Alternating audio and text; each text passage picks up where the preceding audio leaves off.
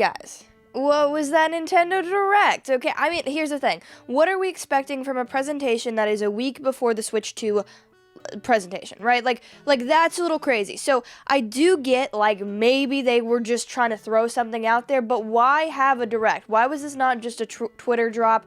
I honestly couldn't tell you, but I did watch the entire thing at 7 a.m. live on stream, which means I woke up at 6, but after waking up at 7 a.m., I do have some opinions on this direct. I don't think it was as bad as some people like to make it out to be, but I definitely don't think it was a good presentation, so let's get into things. First of all, we start the presentation with the announcement of Dragon Quest 1 and 2 HD 2D remakes, and they looked beautiful. I think that's a great way to go for that franchise, of course, and I'm not an RPG person, but if I were to be one, I would be very into these games. I think out of every RPG that I would be down to play, it's probably, you know, other than like the Mario RPGs and some of the Nintendo stuff, I'm definitely more intrigued by Dragon Quest than I ever have before, just because I really do love that art style, and I think those games are probably going to play really well. So depending on how they review, I might get into that franchise and check out those games, but that's what started it off. Obviously, those are pretty big announcements, those are pretty cool games, but for the majority of people, they are not that exciting, so I knew that this wasn't going to be the presentation that absolutely blows everything out of the water,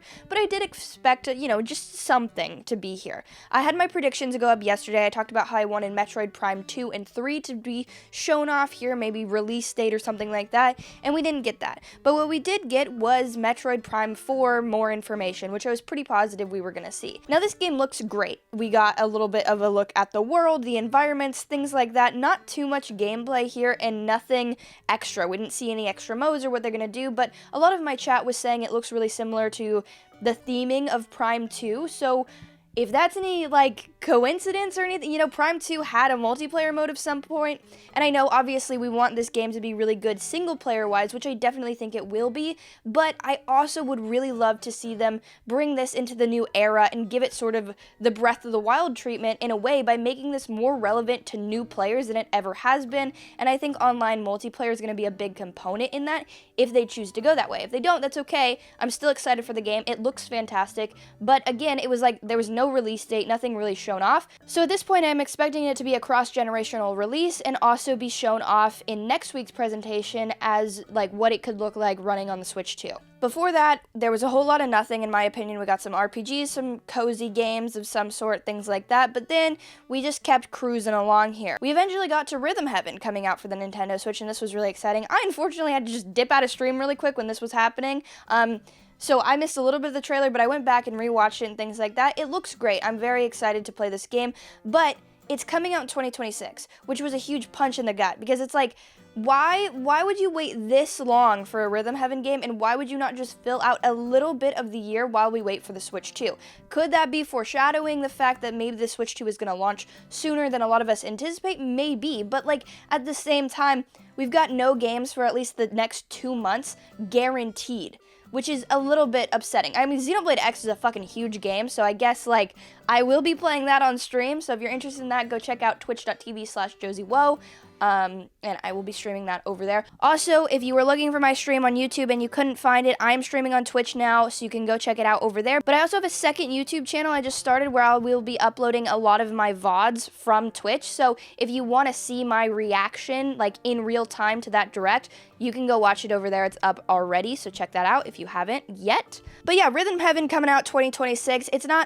It looks good, like, and it's exciting, but it's just like, why? You know, I can't imagine that game isn't basically ready to go right now, and I don't really understand why we're holding off on it. Then we got a couple interesting announcements, I would say. One of the most standout ones to me was this witch-type Stardew Valley game, where you play and you're, like, going to college and you're, like, studying to be a witch person. It's usually not my favorite thing, but the art style of it looks really cool, and the fact that I'm sort of getting into cozy games currently, I think this could be a game that I absolutely fall in love with and really truly enjoy.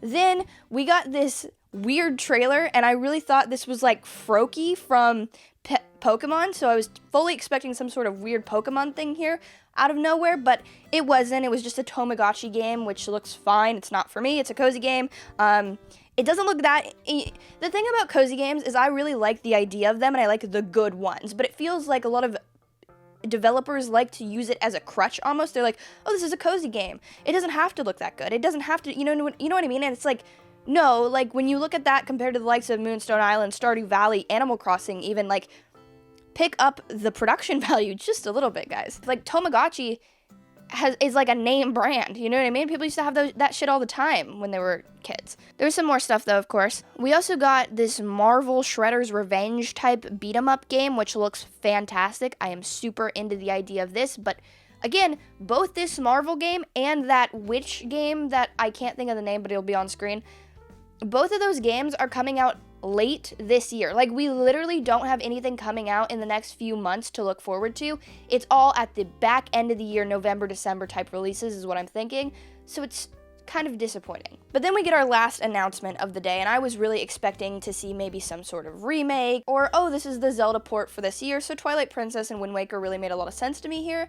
Of course, that is not what happened. We ended up getting a brand new Tomodachi Life, which is actually super exciting. A thing a lot of people don't know about me is my favorite RPG of all time is Miitopia. I am embarrassed to say I have over 60 hours in that game, and it's very, very fun. I truly enjoyed my time with it, and I don't like RPGs. I just liked it because it was so funny and creative and weird. And the fact that Tomodachi Life is back, it's here, there's a brand new entry is super duper exciting, especially for fans of that franchise that have been waiting for so long. Like, that was a big thing on the 3DS, but who thought we were ever going to get a new one? You know, it kind of just felt like a pie in the sky idea, so I'm really excited for that. And I would be even more excited for that if it was coming out in the next few months, or even like the end of this year, October release time, September. No, it's coming out in 2026. Nintendo, I don't know if you know, but the Switch 2 is going to be out by then. I just feel like announcing these types of games so far in advance, when they're not that exciting to carry it through, you know, a year plus of development time, it's just not that exciting. I don't know why you would do that, and I don't know what the draw of that is. Like, I would literally just hold off on the announcement if you're going to wait to release it that long until we're closer, because the hype is just going to die down. If you were to announce Tomodachi Life today and release it in a month or two, people would be so unbelievably hyped and have something to look forward to. But the fact that we just don't is really, really unfortunate. And I just don't think those types of games like Rhythm Heaven and Tomodachi Life have the staying power to continue to be relevant while the Switch 2 is pumping out banger after banger. Like, people aren't going to have time or aren't going to want to go back to those games at this point. With the lull in the release calendar right now, that type of release is literally perfect for the system in these in-between months, but we have literally nothing. Again, it's also, they're all backwards compatible with the Nintendo Switch 2. So, like, we can play them on the next system, but it's like, at that point, are we going to be having a big 3D Mario? What's happening, right? So it's just like, there's a lot more exciting things that are coming, so I don't know why you would release these smaller titles, not ASAP, before the hype of the Switch 2 really ramps into production. I missed this, but we got a little bit more information about Pokemon Legends ZA and how the world works, things like that.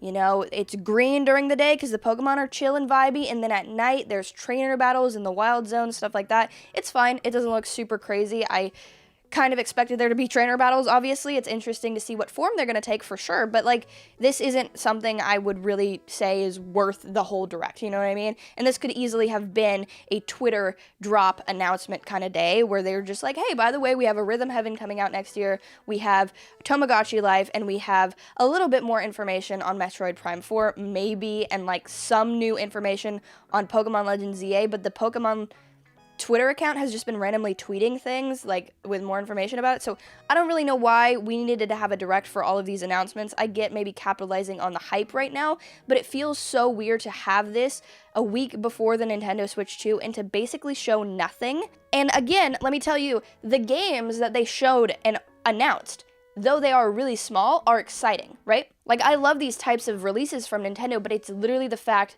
that they're not coming out anytime soon. We've got to wait at least a whole year, basically, for these new titles, and I don't want to do that. But my question goes out to you guys. What do you think of the Direct? Did you enjoy it? Again, if you want to see my genuine reactions, like in the moment, like watching this live, you can go check out this channel, Josie Woah Live. I posted all that shit over there, so thank you so much for being here. Make sure you like the video, subscribe to the channel, check out this one. It's a banger, it's a vibe, it's a good time. I will see you guys over there. How did you feel out of 10? I'd probably give this baddie like a 5. It was okay, you know, but not exciting.